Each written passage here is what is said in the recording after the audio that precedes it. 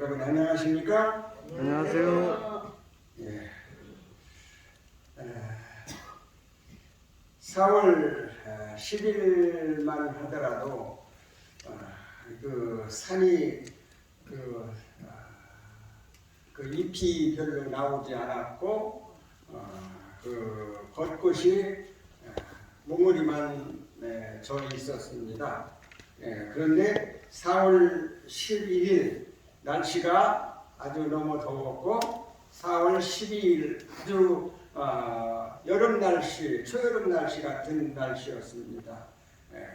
그래서 4월 11일부터 산천이 이제 초록색으로 바뀌어지고 에덴도 이제 벚꽃이 피기 시작을 하고 아름다운 에덴으로 변하였습니다.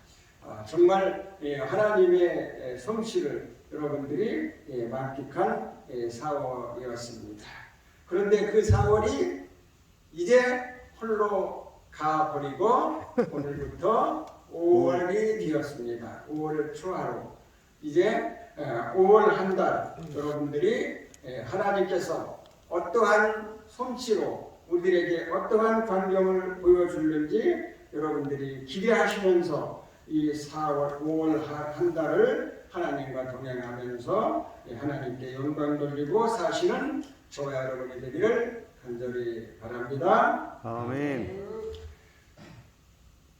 우리 하나님의 말씀 고린도전서 10장 12절 13절에 있는 말씀을 보시겠습니다. 신약성경 274쪽입니다. 고린도전서 10장 12절부터 13절에 있는 말씀.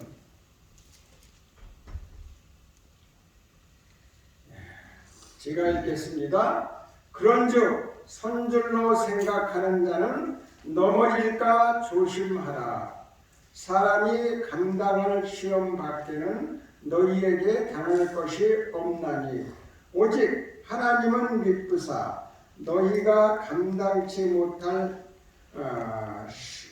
시험을 당함을 허락하지 아니하시고 시험 당할 즈음에 또한 피할 길을 내사 너희로 능히 감당케 하시느니라. 아멘. 사람들은 누구나 크고 작은 시험에 직면하게 됩니다. 그런데 사람들은 그렇게 시험을 당할 때에 하나님께서 그 시험을 능히 이길 수 있도록 감당할 수 있도록 하나님께서 힘을 주십니다. 그래서 그 시험은 바로 역경과 고난에 사용하는 도구라고 볼 수가 있습니다. 그래서 시험이 올 때마다 우리들이 짜증을 부리고 그렇게 원망하지 말고 시험을 올 때에 기쁘고 즐겁게 그 시험을 받아야 될 것입니다. 고린도후서 13장 5절에 보면은 너희가 믿음에 있는가 너희 자신을 시험하고 너희 자신을 확증하라 그랬습니다. 너희가 믿음에 있는가 너희 자신을 시험하라. 이것은 뭐예요? 너희 자신을 살펴보아라. 점검을 해보아라. 그리고 너희 자신이 정말 믿음이 있는가 생각하고 믿음이 없으면 믿음을 가지고 생활을 하라. 그렇게 말씀을 주셨습니다. 오늘 아침 기억절에도 어떤 말씀이 있습니까? 물결을 거슬려 시험치기라는 그러한 제목이 나오더라고요. 물결을 거슬려 시험을 친다. 이게 무슨 얘기예요? 우리들에게는 모든 시험이 닥친다는 얘기예요. 시험이 닥칠 때에 그 유혹과 그 시험이 닥칠 때에 우리들이 어떻게 할 것이냐, 물결 따라 떠내려갈 것이냐, 시험을 치면서 올라갈 것이냐, 그러한 말씀을 주시더라고요. 그래서 우리들은 시험을 당할 때에 시험에 그 조리에 물결 따라 떠내려가지 말고 그 송사리가 어떻게 해요? 물결을 거슬려 올라가고 올라가듯이 우리들이 시험을 당할 때에 그 시험을 능히 이기는 그러한 사람이 되기를 간절히 바랍니다. 아멘. 하나님께서 여러 가정에 복을 주셔서 아들과 딸을 낳게 하십니다. 그래서 그 부모들은 사랑스러운 아이의 얼굴을 보면은 어때요? 지금까지 속상하던 스트레스를 받던 것이 다 해소가 되어 안 돼요. 해소가 되는 것입니다. 요즘은 아이들이 귀하니까 다른 아이들만 보더라도 어때요? 기분이 너무 좋고 그 아이를 가서 끼안아주고 뽀뽀하고 싶고 그런 심정이 들게 됩니다. 아멘. 밤낮 할 것 없이 한 2시간마다 일어나서 아이에게 젖을 주고 어떻습니까? 하루에도 몇 번이고 이제 그 아이들의 지저귀를 갈아주고 그러한 생활을 하지만 그 어머니와 부모들은 그게 지겨워요? 아니요. 그게 지겹지 않고 그것을 하는 것을 너무나 당연한 일이고 좋아하고 있습니다. 그래서 그것을 보면서 그 부모들은 스트레스를 받지 않는 것입니다. 여기 법 철학이라는 책에 이러한 말씀이 있습니다. 아내는 자녀를 통하여 남편을 사랑하고 남편은 자녀를 통하여 아내를 사랑하는 가운데 마침내 두 사람은 자녀에게서 다름 아닌 그 자신들의 사랑을 간직하게 된다. 우리들이 부부간의 사랑을 어떻게 간직하게 된다고요? 자녀를 통해서 그 부부의 사랑을 간직할 수 있게 된다고 그랬습니다. 이렇게 자녀들은 어때요? 애물단지예요. 그리고 자녀들은 애물단지인 반면에 보물단지예요. 그렇죠? 예. 그래서 아이는 부부에게 큰 깨달음을 주는 존재인 것입니다. 부전자전, 모전여전이라는 이야기가 있습니다. 그런 말이 있죠.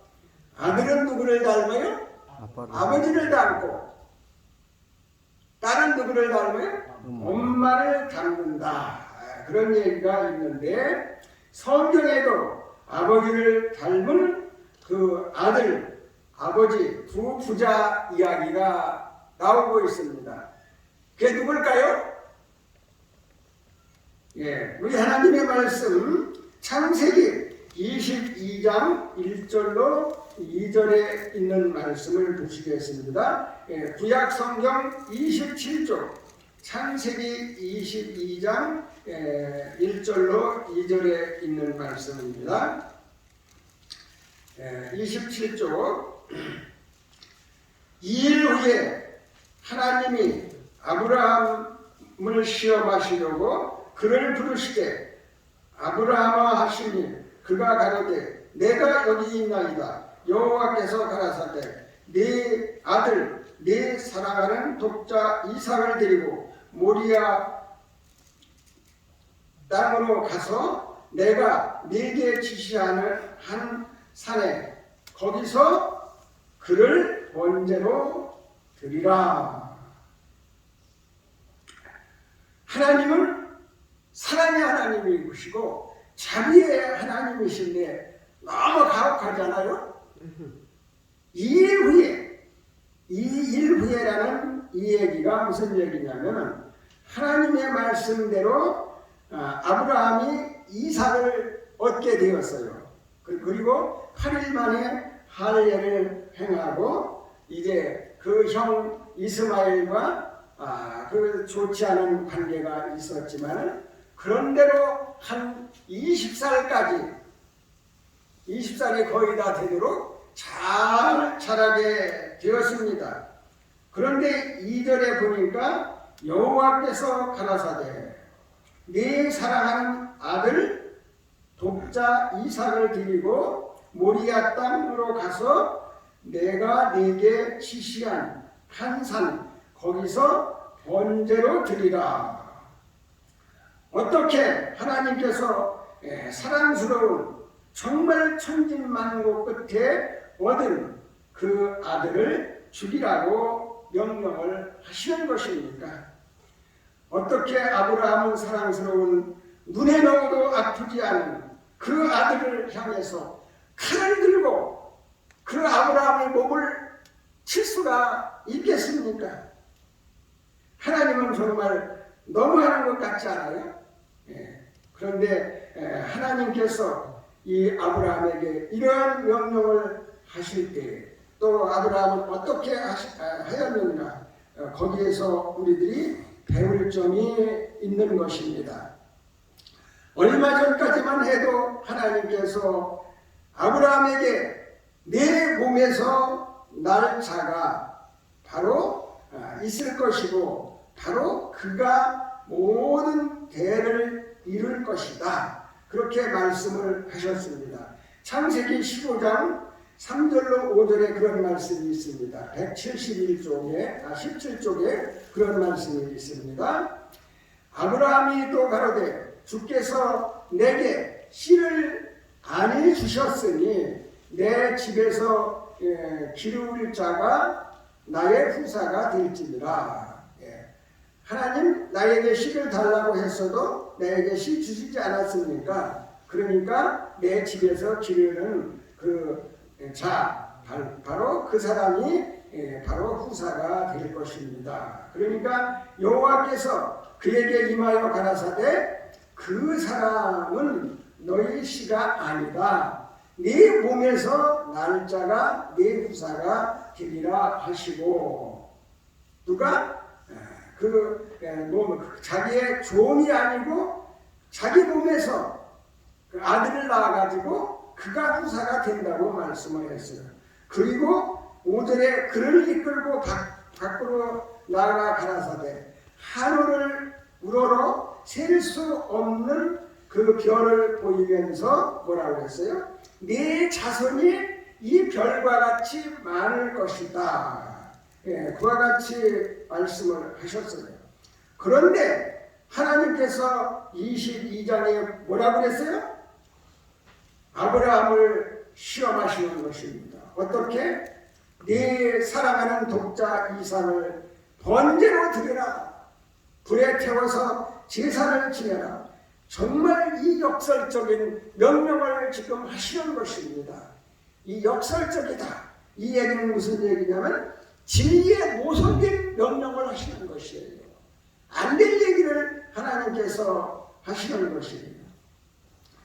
하나님께서 분명히 대를 이을 아들을 주신다고 약속을 하셨습니다. 그리고 그래서 그 약속대로 하나님께서 이삭을 주셨습니다. 그리고 이삭을 통해서 하나님의 축복을 계속 그 후손이 받을 수가 있게 되었습니다. 그리고 이삭을 통해서 자손이 계속 태어나게 될 것이었습니다. 그런데 갑자기 이삭을 죽여 번제로 드리라? 이게 청천벽력 같은 명령을 하시는 것입니다. 그런데 어떻게 이 이삭은 그 명령을 이제 순종하게 되는 것입니다. 참으로 이것은 누가 보더라도 이해할 수 없는 그러한 역설적인 명령을 하시는 것입니다. 안 된 명령을 지금 하시는 것입니다. 그런데 이 역설적인 명령이 이 아브라함에게만 한 것이 아니라 누구에게도 했어요? 아담에게도 그런 명령을 하시는 것입니다. 우리 창세기 2장 15절로 17절 이쪽입니다. 이쪽 창세기 2장 15절 17절 여호와 하나님이 그 사람을 이끌어 에덴 동산에 두사 그것을 다스리며 그것을 지키게 하시고 여호와 하나님이 그 사람에게 명하여 가라사대 동산 각종 나무의 실과는 네가 임의로 먹되 선악을 알게 하는 나무의 실과는 먹지 말라. 네가 먹는 날에는 정령 죽으리라. 하나님의 역설적인 명령은 아담에게도 내려졌습니다. 하나님께서 이 아담에게 뭐라 그랬어요? 에덴 동산을 다스리라. 그랬으면 에덴 동산을 내 마음대로 이제 잘 다스리고 하라고 그러는 명령일 것입니다. 인간의 안목으로 생각할 때에 다스리라. 다스리는 자, 또 통치하는 자에게 가장 필요한 덕목이 뭐요? 바로 선악을 구별하는 능력입니다. 그래서 선악을 잘 구별하면 되는데 다스리라 하시고 나서 뭐라고 해요? 선악을 알게 하는 나무의 실과는 먹지 말라고 또 명령을 하시는 것입니다. 사람이 생각하면 이치에 맞지 않는 명령을 또 하시는 것이에요. 그래서 아담이 생각할 때는 이건 역설적인 명령이 아니냐 그렇게 생각할 수도 있어요. 이치에 진리에 맞지 않는 명령을 하시는 것이 아니냐 그렇게 생각할 수도 있습니다. 그런데 아브라함과 아담의 시험은 역설적인 그 명령은 바로 무엇입니까? 유사점이 있습니다. 유사점. 똑같은 점이 있어요. 그런데 한 사람은 누구? 아브라함은 하나님의 주신 명령을 순종해서 큰 축복을 받았습니다. 그러나 한 사람 아담은 하나님의 명령을 불순종하고 저주를 받고 다른 사람에게 저주를 전가시킬 수 있는 그런 사람이 된 것입니다. 이 두 시험, 이 두 사람에게서 결정적인 다른 것이 있습니다. 무엇이 다를까요? 먼저 아브라함은 창세기 22장을 통해서 하나님이 아브라함에게 순종하라고 했을 때 아브라함은 완전한 순종을 했습니다. 묻지도 말고 따지지도 말고 그는 순종을 한 것이에요. 이것이 이치에 맞지 않는 명령이냐, 진리에 맞지 않는 얘기를 하느냐, 그거 따지지 않고 아브라함은 완전한 순종을 했습니다. 아브라함은 자신이 모든 것이자 대를 이을 그 이삭을 하나님의 말씀대로 하나님께 바쳤습니다. 의심하지 않고 절대 순종하는 믿음을 아브라함이 가진 것입니다. 우리도 하나님께서 무엇을 명령하실 때에 절대 순종하는 그러한 믿음을 가지셔야 되겠습니다. 아멘. 대를 이을 자식임에도 불구하고 이삭을 하나님의 명령대로 하나님께 바친 그 아브라함 얼마나 훌륭한 믿음입니까? 부자와 선지자 150페이지에는 이러한 말씀이 기록되어 있습니다. 아브라함은 장막 밖으로 나아가 그의 자손이 하늘의 별처럼 셀 수 없이 많으리라 하던 그 50년 전의 하나님의 약속을 희생했다. 아브라함이 75세 되었을 때에 아브라함을 데리고 밖에 나가서 하나님께서는 네 몸에서 날짜가 나오는데 이 네 몸에서 날짜가 하늘의 별과 같이 많을 것이다. 그런 것을 지금 생각을 하고 있는 것입니다. 만일 이 약속이 이삭을 통해서 성취되어야 한다면 어떻게 그가 죽음을 당할 수 있을 것인가?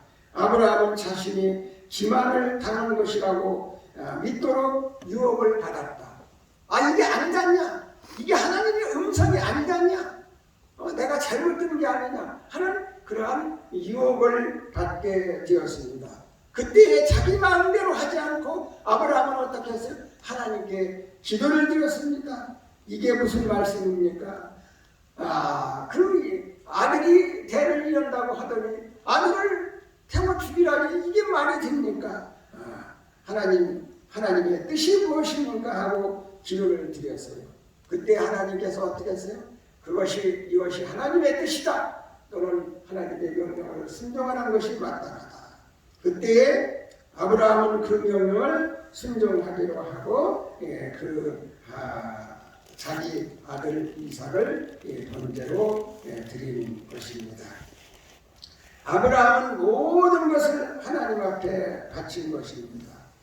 우리들에게도 가장 힘든 문제들이 있을 것입니다. 정말 진지하게 생각할 문제들이 있을 것입니다. 정말 의심이 드는 문제들도 있을 것입니다. 내가 해결하고 싶은 모든 문제들이 우리들에게 있을 것입니다. 그때 우리들이 어떻게 해요? 아브라함과 같이 하나님께 기도하고 그 모든 것을 해결하는 그런 사람이 되어야 되겠습니다. 그런데 아담은 어떻게 했어요? 아담은 하나님의 명령보다 그 선악을 알게 하는 나무의 실과를 보면서 하나님의 능력을 먼저 내가 갖고 그 하나님의 능력대로 내 마음대로 무엇을 하고 싶다. 선악을 분별하고 싶다 하는 그러한 생각이 그에게 들어가게 되었습니다. 하나님이 원하시는 그 통치자 아담은 어떠한 사람이었습니까? 선악을 취하여야 한다는 인간적인 논리보다 그 하나님의 명령, 하나님의 말씀을 철저히 순종하고 신뢰하는 사람이 되어야 했습니다. 그런데 이 아담은 어떻게 했어요? 하나님의 말씀보다 어떻게 자기의 모든 의견에 자기의 생각에 집중하고 하나님의 말씀을 순종하지 않은 것입니다. 그래서 그는 정말 그 선악과를 따 먹고 그가 범죄를 하게 된 것입니다. 우리 하느님들도 또 우리 성도들도 이 아담과 같이 내게 직면한 문제를 내가 해결하려고 하고 진리가 있는데 일리를 따르려고 하고 진실보다는 이치를 따르려고 하고 방법보다는 인간의 방법, 하나님의 방법보다는 인간의 방법으로 내가 모든 것을 자신이 해결하려고 하는 그러한 사람이 되면은 실패를 하게 될 것입니다. 이 아브라함과 같이 모든 것을 하나님 앞에 맡기는 그러한 신앙을 가져야 되겠습니다. 아멘. 창세기 22장 15절에 보니까 이 사자가 가라사대 그 아이에게 네 손을 대지 말라. 아무 일도 그에게 하지 말라. 네가 네 아들 네 독자라도 내게 아끼지 아니하였으니 내가 이제야 네가 하나님을 경외하는 줄 아느니라.